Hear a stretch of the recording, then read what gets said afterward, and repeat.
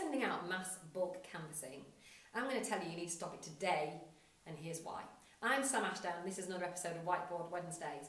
When you send out bulk canvassing, maybe up to 10,000 or even more at a time, how many responses do you expect to get back?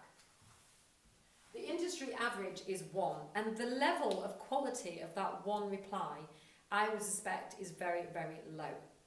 Instead, we choose to send out direct mail to targeted properties. These are FG and H council tax bandings, and these are properties that are already on the market.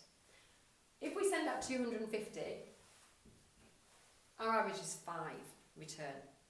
So if you're not getting 5 per 250, you're getting 1 per 10,000. Why don't you just switch? Stop canvassing and start sending out direct mail instead.